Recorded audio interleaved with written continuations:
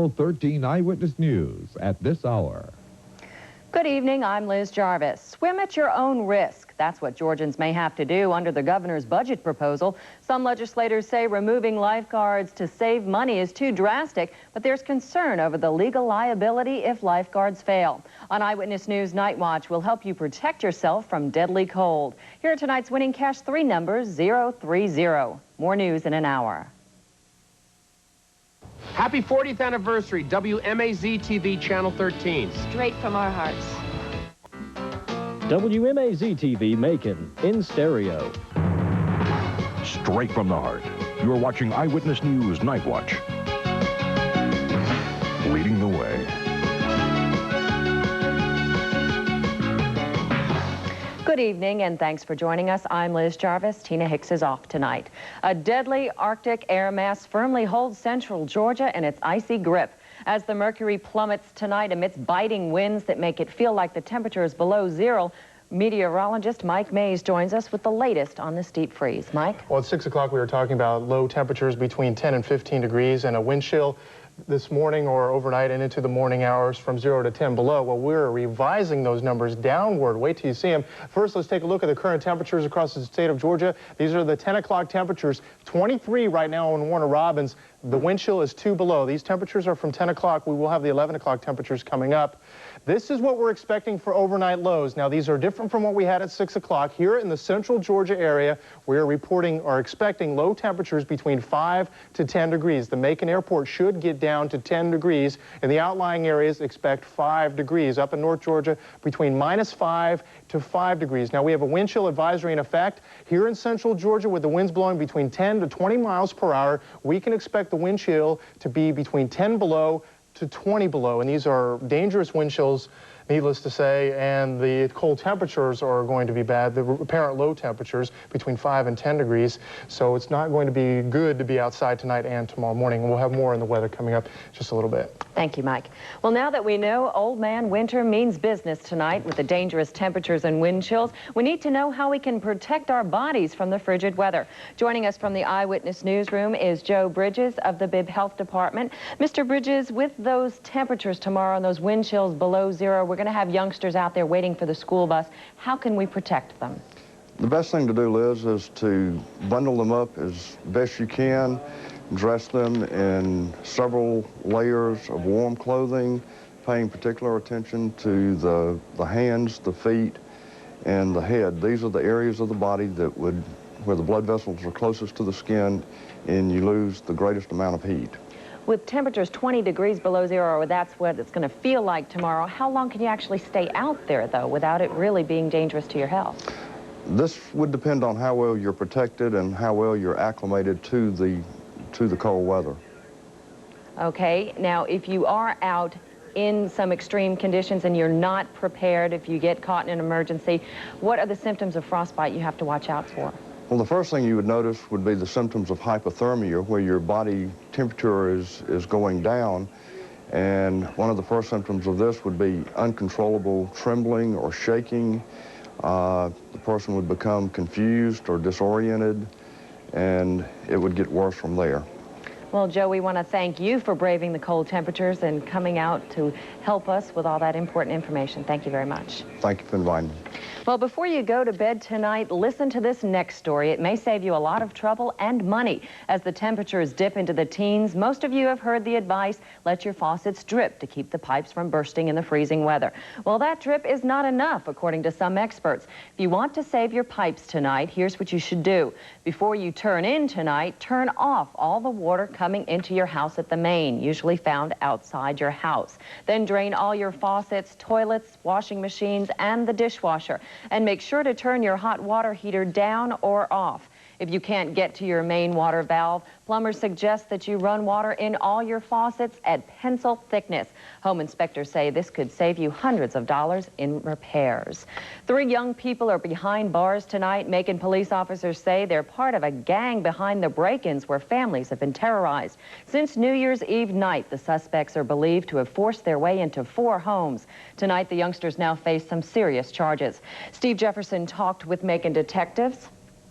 Tina, I'm sorry, Liz, police say that the crimes that they charge their suspects with are crimes that you expect to see in a movie. And tonight, a lot of people can feel safer in their neighborhoods. The string of burglaries started with the new year. The youngsters would force their way into their victim's home, posing as police officers. Forced their way into an apartment here at Anthony Holmes, yelling police, and once inside, detectives say they robbed their victims. Authorities believe they used a telephone wire to tie up a family. They also say the suspects assaulted a child and left the home a wreck. January 3rd, according to police reports, the same suspects kicked down the door of an elderly woman at a 2nd Street address, again claiming to be the police and stealing money from their victim. The robbers kicked the door in. They was heavily armed with automatic weapons. They wore partial face mask and baseball cap. January 6, according to police report number 3, the same suspects entered another home, once again yelling they were the police as an excuse to rob yet another family. January 11th, in the middle of the night, according to police, the same robbers forced their way into this Atwood Drive home, posing as police officers. Investigators charged 22-year-old James Fowler Jr., 19-year-old Jermaine Samuel, and 19-year-old George Gibson. Each of them are charged with 2 counts of kidnapping, 2 counts of aggravated assault, 1 count of burglary, and 1 count of armed robbery. As to why these robberies are occurring by these young people, other than they are vicious and they are a threat to the community. A third suspect showed up at the police department a couple of hours ago to turn himself in. Police officers say they are still looking for a 4th suspect in the string of home robberies. He is 17-year-old Robert Sims Harvey. Police say Harvey should be considered armed and dangerous. If you know his whereabouts, don't confront him. Call the police at 751-7500. And Liz, authorities say that with the arrest, the people in their neighborhoods should feel a little bit safer, but they should still not open their doors to strangers. Okay, always check for that badge before opening the door. Thank you, Steve. Police officers in Warner Robins are out fighting crime in their city tonight, but many of them are also looking to win a lawsuit. Earlier this afternoon, a lawsuit was filed in the U.S. District Court here in Macon. The lawsuit lists the names of 60 Warner Robins police officers who say the city owes them back pay. Officers claim they worked hours that they were never paid for, that sometimes they'd work long shifts without getting a break for a meal, and that they'd often be on call for long periods of time and not get paid a cent for it. Because of that, attorneys for the police officers say it's payback time. Their situation and the policies that the city has been operating under, yes, we believe that their rights have been denied under the Fair Labor Standards Act.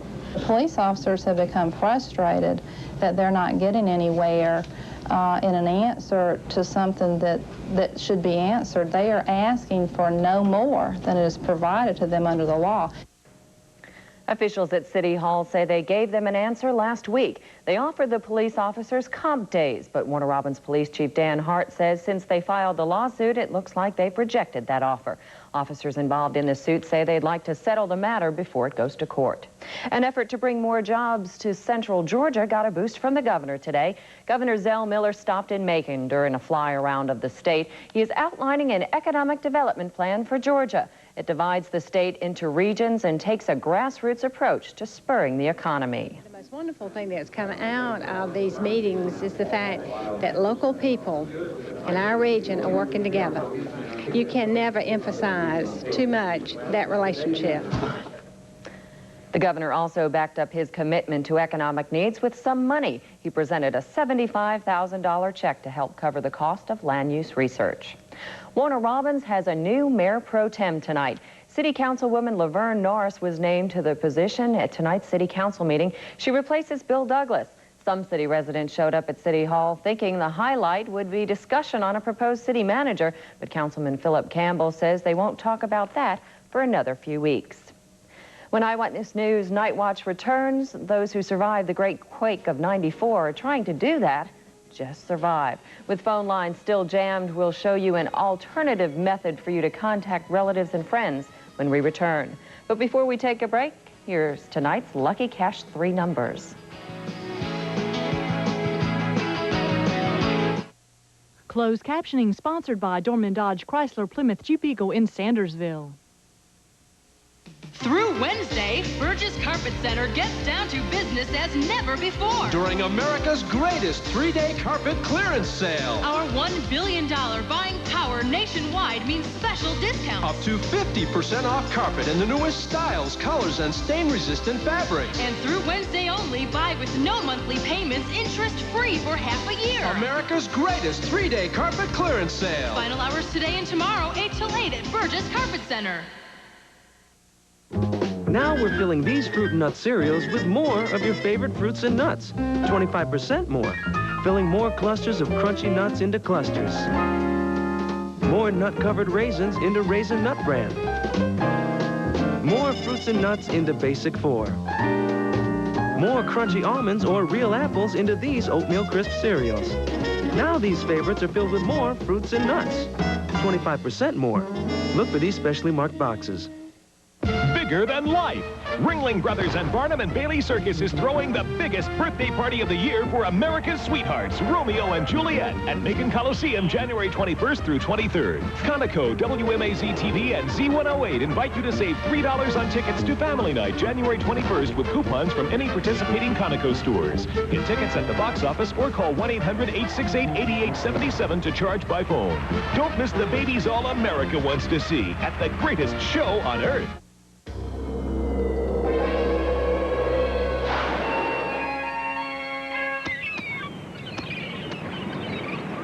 If you won $2 million playing Lotto Georgia,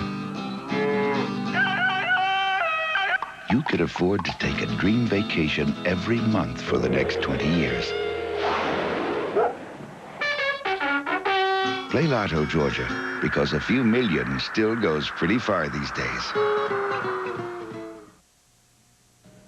Victims of the California earthquake struggle to get by tonight with no power, no water, and in some cases, no place to live. A fire department spokesman says most of the search and rescue operations are complete. The death toll stands at 34, with 16 people dying when a 3-story apartment building collapsed in yesterday's quake.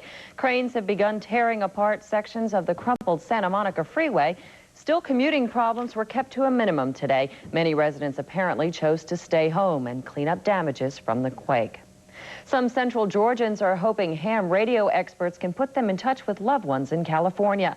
Ham operators are set up at the American Red Cross in Macon. The volunteers are trying to find out if earthquake-stricken relatives of Central Georgians are okay. The ham radios are almost the only type of communications getting in and out of California.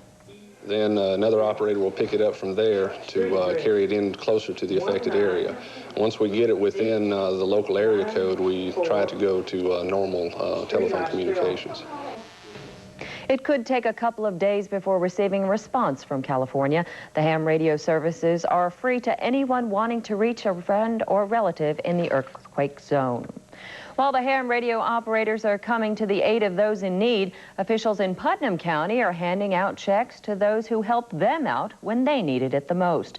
Earlier tonight, the cities of Macon, Milledgeville, Athens, along with Washington and Jasper counties, received payouts totaling almost $35,000. The checks were reimbursement for all the help the cities and counties gave to Putnam County during the tornado disaster back in November of 1992. Along with the checks, plaques were given to the agencies, thanking them for the help that they provided in time of crisis. Coming up next on Eyewitness News Night Watch, as the mercury continues to plunge, people around the country are hoping Old Man Winter will go into hibernation. Stay tuned. Meteorologist Mike Mays will let us know when this deep freeze will begin to thaw. My family has a history of breast cancer, so this is very, very important to me. My brother is HIV positive. We don't have 10 or 15 years to wait for a cure. My dad has Alzheimer's. The research they're doing, they've got to continue. It's just too important. America, we hear you, and we share your urgency. Right now, pharmaceutical companies have 55,000 people searching for cures and 174 medicines in development to fight breast cancer, AIDS, and Alzheimer's. The fact is, more than 90% of all drug discoveries come from our research. So for the millions who are waiting, keep the hope. To learn more about our research on new medicines, call 1-800-221-2157. When he was here last week, he hid his identity because his family didn't know that he was gay and had the AIDS virus. Why have you kept it such a secret? I've grown up in a family where, as far as the AIDS epidemic, that it was a blessing from God. On our show, Brian revealed the truth. This is the hardest decision of my whole life. After that show, our cameras went with him when he told his family this secret. Find out what happened next, Oprah. Wednesday at 4. Now's your chance to get a great deal on a new two-wheel drive Jeep Cherokee Sport at your Jeep and Eagle dealer. With a powerful 4-liter engine, automatic transmission, power steering, power brakes, an AM/FM stereo, and air conditioning at no extra charge. Not for $30,000, not $25,000, but for this incredibly low price. But hurry, because chances are